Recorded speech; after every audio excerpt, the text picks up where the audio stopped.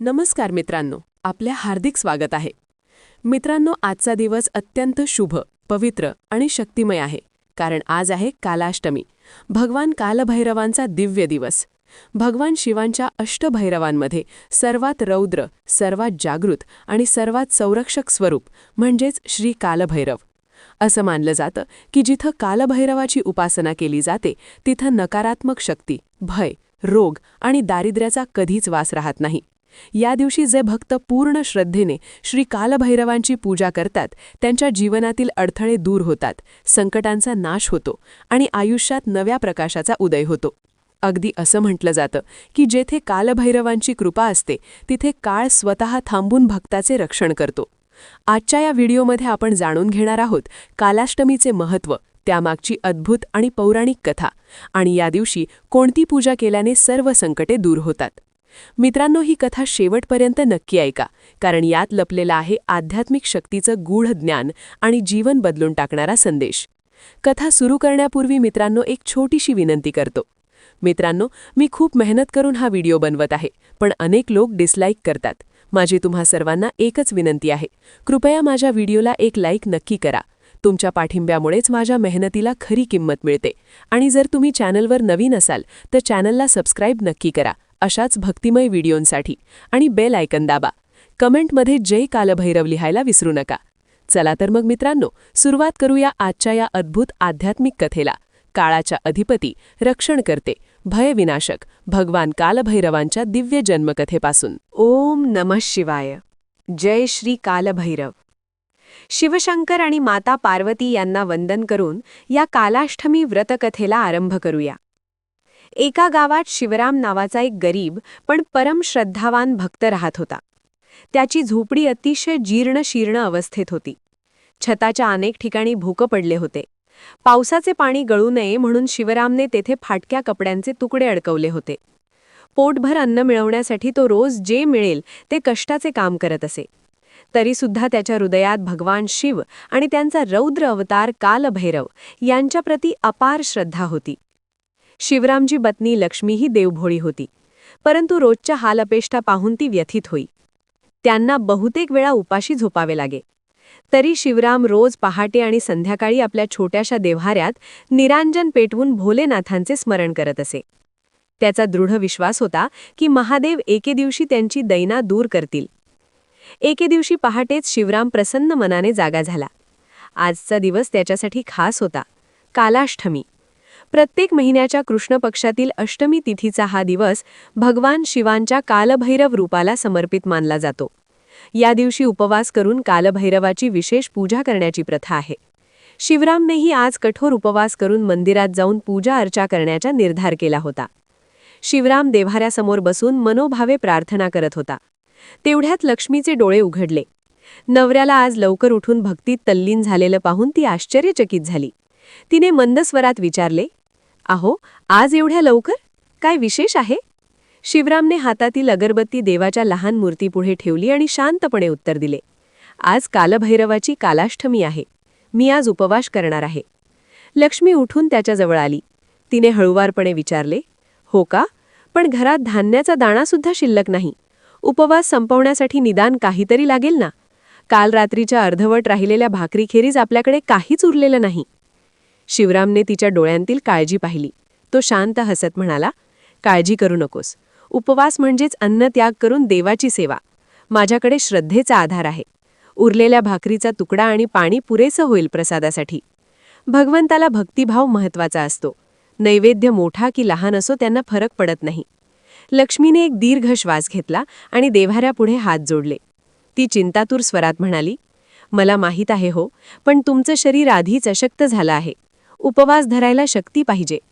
शिवराम उठून उभा राहिला आणि आपल्या पत्नीच्या खांद्यावर हात ठेवत प्रेमळ आवाजात म्हणाला, "देव शक्ती देतील बघ.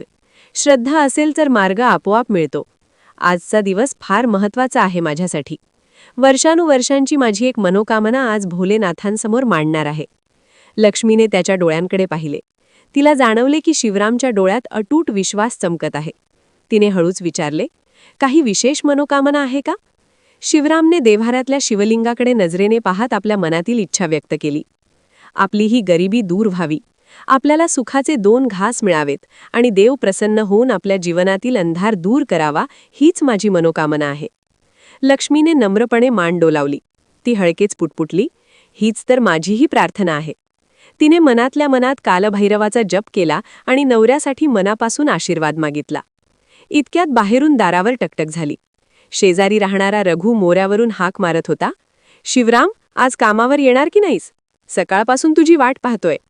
शिवराम दारात आला. रघुभाऊ, आज माफ कर, मी उपवास ठेवतो आहे, त्यामुळे आज मजुरीवर येऊ शकत नाही. रघुने कपाळावर आठी घालून आश्चर्याने विचारले, काय? अरे, उपवासाने पोट भरते का? 2 वेळचं अन्न कमवायचं सोडून तू उपवासाकडे लागलायस? तुमची हालत आधीच हलाखीची आहे. शिवाय काम सोडून देवधर्म करत बसलास तर कसं चालेल? शिवरामने नम्रपणे उत्तर दिले, देव काळजी घेईल रघुभाऊ. आजचा दिवस माझ्यासाठी पवित्र आहे, म्हणून मी भरपूर श्रद्धेने हे व्रत करतोय. रघुने मान हलवली. त्याला शिवरामची अढळ आस्था पटत नव्हती.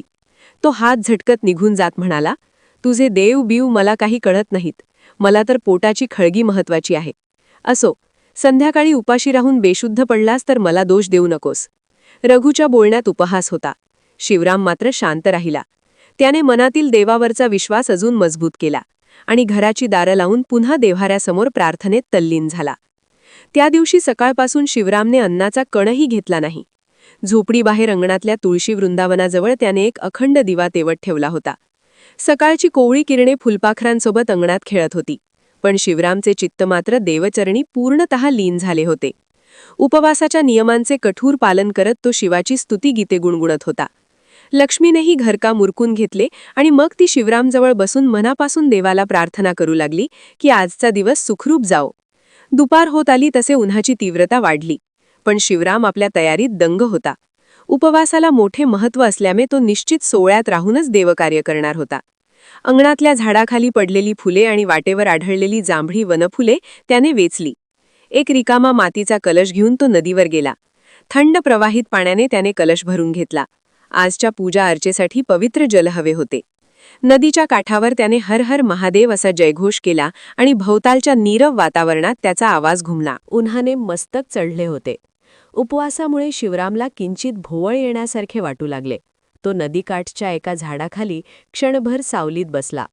भोलेनाथ, मला शक्ती दे, त्याने मनात प्रार्थना केली आणि ओठांवर ओम नमः शिवायचा जप सुरू केला. त्या नामस्मरणाने त्याच्या मनाला नवचैतन्य प्राप्त झाले. थोडा विसावल्यानंतर शिवराम उभा राहिला आणि गोळा केलेली सामग्री घेऊन घरी परतीच्या वाटेला लागला. सूर्य कलत आला तसे शिवराम घरी परतला. त्याच्या हातात फुले आणि बिल्वपत्रांनी भरलेले एक लहान गाठोडे होते, तर दुसऱ्या हातात पवित्र जलाने भरलेला तांब्या होता. लक्ष्मीने दार उघडताच त्याला आत येण्यास मदत केली. उपवासामुळे शिवराम थकलेला दिसत होता, पण त्याच्या चेहऱ्यावर समाधान होते. लक्ष्मीने त्याच्या हातून फुलांचे गाठोडे घेतले आणि प्रेमाने म्हणाली, आता थोडा विसावा घ्या. दिवसभर काही खाल्लं नाही. काम करून आणखी अशक्त वाटू लागेल. मी ठीक आहे, शिवराम हळूच हसत म्हणाला. देवाची तयारी अधुरी ठेवून कसा काय विसावा घेऊ? तू ही फुलं पाण्याच्या वाटीत ठेव, म्हणजे संध्याकाळपर्यंत ताजी राहतील. लक्ष्मीने तसे केले आणि मग तांब्या उचलून देव्हाऱ्यात ठेवला. संध्याकाळची वेळ होताच मंदिरात जाण्याची लगबग सुरू झाली. गावातील पुरातन शिवमंदिर आज विशेष प्रसंगी सजवण्यात आले होते. मंदिराच्या कळसापासून ते सभामंडपापर्यंत तोरणे आणि फुलांनी आरास केली होती. अनेक भक्त हातात नैवेद्य, फुले, बिल्वपत्रे आणि उदबत्त्या घेऊन मंदिराच्या दिशेने जात होते. शिवराम आणि लक्ष्मीही तयार होऊन आपल्या छोट्या पूजा सामग्रीसह मंदिराकडे निघाले. लक्ष्मीने अंगावर जुनी पण स्वच्छ साडी नेसली, तर शिवरामने शुभ्र धोतर परिधान केला. दोघेही पवित्र भावनेने भरलेले होते. मंदिरात पोहोचल्यावर त्यांनी प्रथम गाभाऱ्यात जाऊन भगवान शिवाचे दर्शन घेतले. शिवलिंगासमोर कालभैरवाची एका काळ्या दगडातील मूर्ती ठेवलेली होती, ज्याभोवते दिव्यांची आरास होती. भैरवनाथाच्या मूर्तीचे विक्राळ रूप, हातातील त्रिशूल आणि दंड, गळ्यात नरमुंडमाला आणि चरणांखाली दबलेला एक राक्षस दिसत होता. शेजारी एक काळ्या श्वानाची छोटी प्रतिमा ठेवली होती. हे दृश्य पाहून शिवरामचे हृदय भक्तिभावाने भरून आले. त्याने आणलेली बिल्वपत्रे आणि फुले आदराने शंकर आणि कालभैरवाच्या चरणी अर्पण केली. लक्ष्मीनेही दिवा प्रज्वलित करून देवासमोर ठेवला. तोवर पुजारी गुरुजींनी आरती सुरू केली. टाळ घंटानाद आणि ओम काल भैरवाय नमःचा गजर मंदिरात घुमू लागला. शिवराम व लक्ष्मी डोळे मिटून हात जोडून त्या मंगल आरतीत तल्लीन झाले. आरतीनंतर सर्व भक्त मंडळी मंदिराच्या आवारात कथा ऐकण्यासाठी बसली. गुरुजी मध्यभागी बसून कालभैरव अवताराची पौराणिक कथा सांगू लागले. गुरुजी कथा सांगू लागले. त्यांनी सांगितले की पुराणात अशी कथा आहे. एकदा ब्रह्मदेव, विष्णू आणि महादेव यांच्यात कोण सर्वश्रेष्ठ यावरून वाद झाला. ब्रह्मदेव अभिमानाने म्हणाले, मी सृष्टीची निर्मिती केली आहे, म्हणून मीच सर्वांश्रेष्ठ. त्यावर विष्णू शांतपणे बोलले, प्रभू, जरी आपण सृष्टी निर्माण केली तरी तिचे पालनपोषण मी करतो. माझ्याविना हे जग चालू शकत नाही, त्यामुळे मीही तितकाच श्रेष्ठ आहे. महादेव दोघांचे म्हणणे शांतपणे ऐकत होते. वाद विकोपाला जाऊ लागला तेव्हा सर्व देवतांनी मिळून एक उपाय योजला. भगवान शिवांनी आपल्या त्रिनेत्रातून एक तेजस्वी अग्निस्तंभ प्रकट केला, जो आकाशापासून पाताळापर्यंत पसरला होता. शिवांनी प्रस्ताव ठेवला की या दिव्य ज्योतीच्या शेवटपर्यंत जो पोहोचेल तोच खरा श्रेष्ठ ठरेल. हे ऐकताच ब्रह्मदेव आणि विष्णू त्या अग्निस्तंभाचा शेवट शोधायला 2 दिशांनी निघाले. विष्णूंनी वराह म्हणजे डुकराचे रूप घेतले आणि पृथ्वीचा अंतर्भाग शोधू लागले. ब्रह्मदेवांनी हंसाचे रूप धारण केले आणि आकाशाच्या अत्युच्च टोकावर जाऊन ज्योतीचा शिरोभाग पाहू लागले. दीर्घकाळ प्रयत्न करूनही विष्णूंना त्या दिव्य ज्योतिर्मय स्तंभाचा तळ गाठता आला नाही. ते थकून परत आले आणि विनम्रतेने पराजय स्वीकारला. दुसरीकडे ब्रह्मदेव जिंकण्यासाठी तत्पर होते. बराच वेळ शोधूनही शिरोभाग सापडला नाही, तेव्हा त्यांनी एक युक्ती केली. त्यांना आकाशातून एक केतकीचे फूल खाली पडताना दिसले. ब्रह्मदेवांनी तो केतकी पुष्प हातात घेतले आणि विजयी मुद्रा धारण करून सभेत परतले. सभेत विष्णू पराजय स्वीकारून बसले होते. तेव्हा ब्रह्मदेव गर्वाने उठून म्हणाले, मी या दिव्य ज्योतीच्या शेवटपर्यंत जाऊन आलो आहे, हाच त्याचा पुरावा, आणि हातातील केतकीचे फूल दाखवले. हे पाहून भगवान शिवांना त्या असत्याची खात्री पटली. ते रागाने कापू लागले. शिवांनी ब्रह्मदेवाकडे तिरस्काराने पाहिले आणि कठोर स्वरात उद्गारले, ब्रह्मदेवा, तू अहंकारापोटी असत्य बोललास, त्यामुळे आजपासून या सृष्टीवर तुझे कुणीही पूजन करणार नाही. त्यांनी ब्रह्मदेवाच्या हातातील केतकीच्या पुष्पाकडे बोट दाखवत धिक्कारले. या केतकीच्या पुष्पाने देखील असत्याला साथ दिली आहे, त्यामुळे आजपासून माझ्या पूजेत या फुलाचा वापर पूर्णपणे निषिद्ध असेल. ही शिवशाप ऐकताच सभेत एकच कुजबूज सुरू झाली. तरीही ब्रह्मदेव शांत होईना. शापाने संतापून ते महादेवांना उद्धटपणे हटकू लागले. शिवा, तू माझा अपमान केलास. मी विश्वनिर्माता असताना मला हरवण्याचा प्रयत्न कसा काय करू शकतोस? या शब्दांनी महादेवांचा संताप अनावर झाला. अपमान आणि असत्य त्यांनी अजिबात सहन केले नाही. क्षणार्धात शिवांनी अत्यंत रौद्र रूप धारण केले आणि आपल्या अंगातून एक भीषण शक्ती प्रकट केली. त्या नवप्रकट देवतेचे वर्ण गढक करुण्यासारखे काळे होते. डोळे लाल भडक होते. हातात दंड आणि त्रिशूल होता आणि तो एका विशाल काळ्या श्वानावर आरूढ झाला होता. हे भगवान शंकरांचे उग्र स्वरूप होते, कालभैरव. कालभैरव प्रकट झाल्याबरोबर सर्व देवता भयभीत झाले. आपल्या अवताराचा उद्देश साधण्यासाठी कालभैरव थेट ब्रह्मदेवांकडे झेपावला आणि एका प्रहारात त्यांनी ब्रह्मदेवांचे 5वे मस्तक धडापासून वेगळे केले. ब्रह्मदेव आता उरलेल्या 4 मुखांनी स्तब्ध उभे राहिले. त्यांना आपल्या अपराधाची जाणीव झाली. त्यांनी हात जोडून कापऱ्या स्वरात प्रार्थना केली, महादेव, माझी चूक झाली, मला माफ करा. भगवान शंकरांनी तत्काळ आपले सौम्य रूप धारण केले. त्यांनी ब्रह्मदेवांना शांत केले व त्यांचा अपराध माफ केला. लज्जित ब्रह्मदेवांनी विष्णूचे श्रेष्ठत्व मान्य केले. तरीही कालभैरवावर ब्रह्मदेवांच्या वधानाचे, ब्रह्महत्याचे पातक लागले होते. कालभैरवाच्या हातातील ब्रह्मकपाल, कटलेल्या शिराची खोपडी त्याच्या हस्ताला चिकटलेले होते. त्या पापातून मुक्तीसाठी भगवान शिवांनी कालभैरवाला सर्व तीर्थक्षेत्रांचे भ्रमण करण्यास सांगितले. शिवाज्ञा मानून कालभैरव दीर्घकाळ सर्व तीर्थक्षेत्रांचे भ्रमण करू लागले. उत्तरेकडील हिमालयातील बद्रीनाथ केदारनाथपासून दक्षिणेकडील रामेश्वरमपर्यंत, पश्चिमेकडील द्वारकेपासून पूर्वेकडील जगन्नाथपुरीपर्यंत त्यांनी असंख्य स्थानांची पवित्र यात्रा केली. तरीही ब्रह्महत्या पातक त्यांच्या मागे पडत नव्हते. शेवटी कार्तिक कृष्ण अष्टमीच्या दिवशी त्यांनी पावन काशी नगरीत प्रवेश केला. त्या पवित्र भूमीवर पाऊल ठेवताच कालभैरवाच्या हातातील ब्रह्मकपाल खाली पडून तुकडे झाले आणि ते पातकातून मुक्त झाले. त्याच क्षणी भगवान शिव प्रकट झाले व त्यांनी कालभैरवाला काशीचे रक्षक म्हणून नेमले. तेव्हापासून कालभैरवांना काशीचा कोतवाल मानले जाते. आजही कोणी वाराणसीला काशी विश्वनाथांचे दर्शन घेण्यासाठी गेल्यास कालभैरव मंदिरात न जाता परतत नाही. गुरुजींनी कथा समाप्त करताना सांगितले की भगवान शिवांच्या या रौद्र अवतारामुळे त्यांना कालभैरव हे नाव मिळाले. त्यांच्या उपासनेने भक्तांचे सर्व भय आणि अडथळे दूर होतात असे मानले जाते. कालाष्टमीच्या दिवशी जो भक्त श्रद्धेने उपवास करून कालभैरवाची पूजा व कथा श्रवण करतो त्याच्या आयुष्यातील दुःखे दूर होतात आणि त्याला भगवान शिवाची विशेष कृपा लाभते. कथा ऐकून सर्व भक्त जय कालभैरव, हर हर महादेव असा जयघोष करू लागले. शिवरामचे हृदय भक्तीने भरून आले. त्याच्या डोळ्यात आनंदाश्रू तरळले.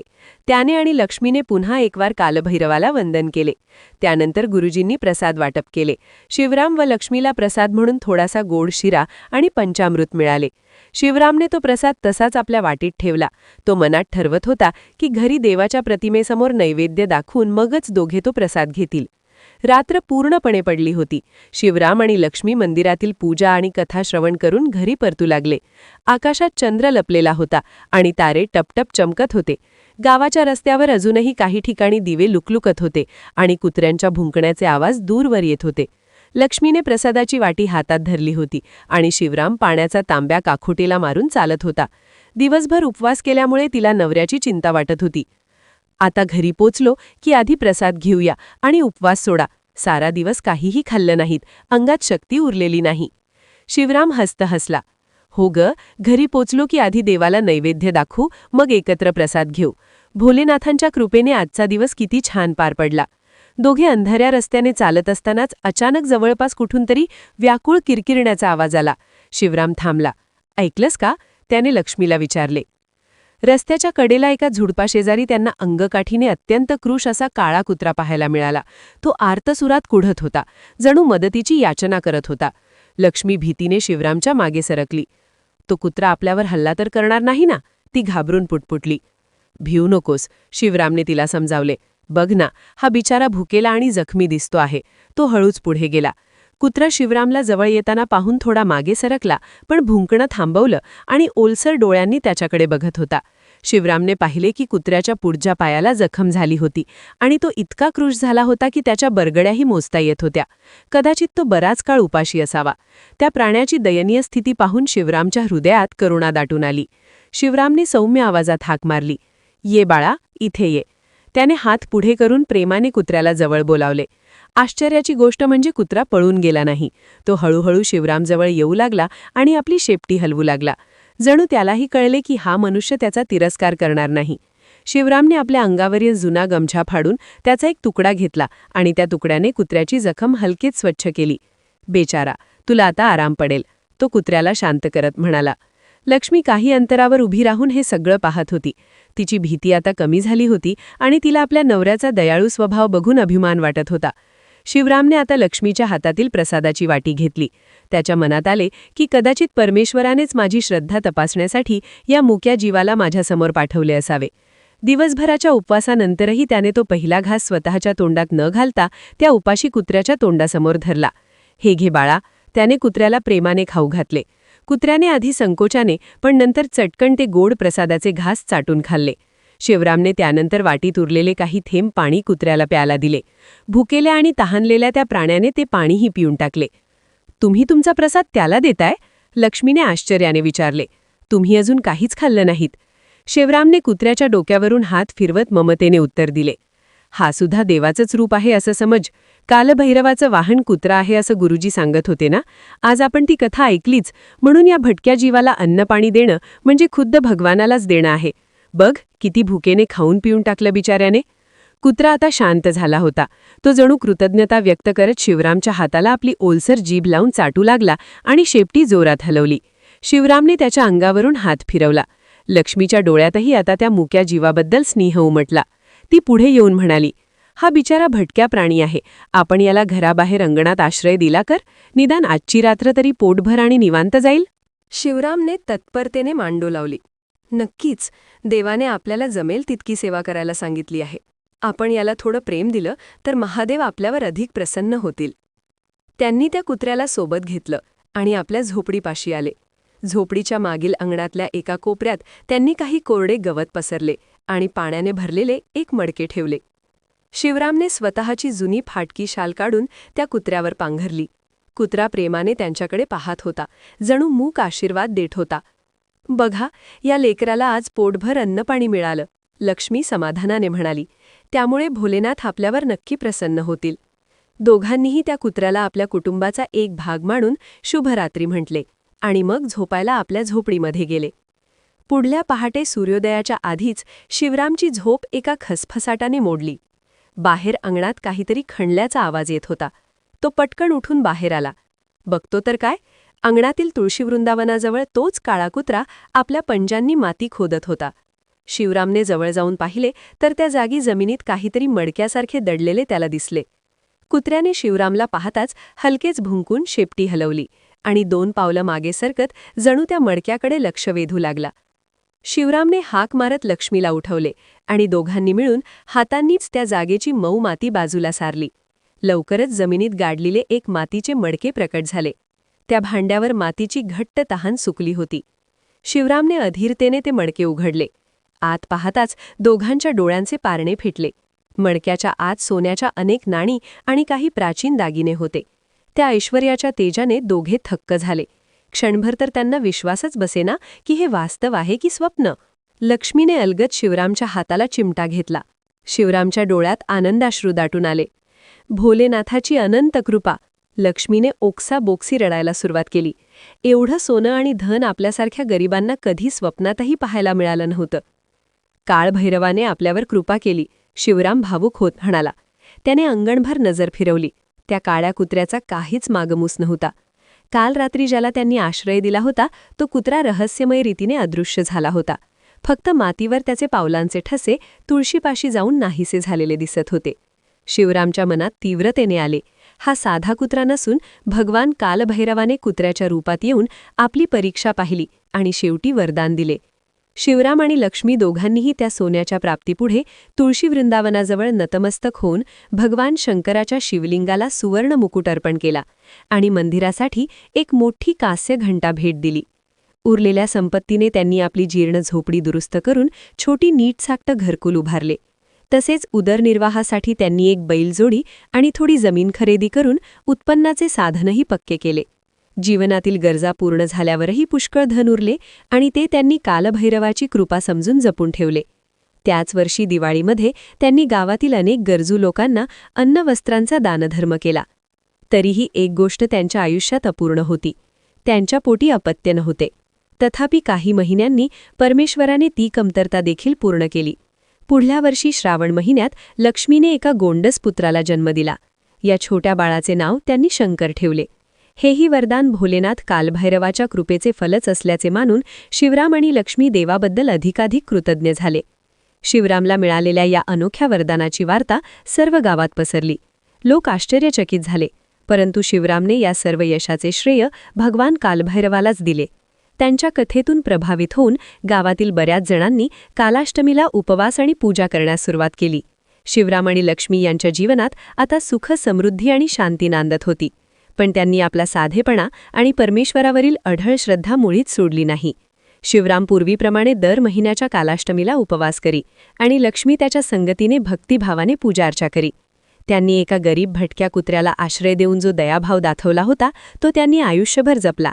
त्यांच्या घराचे अंगण नेहमी भटक्या जीवांना आधार देण्यासाठी खुले राहिले, कारण त्यांच्या मते सर्व जीवांना मदत करणे म्हणजेच ईश्वरसेवा होय. या प्रकारे एका गरीब भोळ्या भक्ताने कालाष्टमीचे व्रत निष्ठेने पाळले, म्हणून त्याला देवाची अपार कृपा मिळाली. शिवरामजी ही कथा गावकरी आजही आदराने एकमेकांना सांगतात. या कथेतून आपल्यालाही शिकायला मिळते की श्रद्धा, भक्ती आणि परोपकाराची परीक्षा देव कधीकधी घेतो, पण शेवटी तो आपल्या भक्तांचे कष्ट आणि निष्ठेला न्याय देतो. कालभैरव वास्तवात भक्तांच्या रक्षणासाठीच आहे. जेव्हा भक्त परमश्रद्धेने त्याला स्मरतात तेव्हा तो त्यांच्या सर्व संकटांतून त्यांची सुटका करून त्यांच्या जीवनात आनंद भरतो.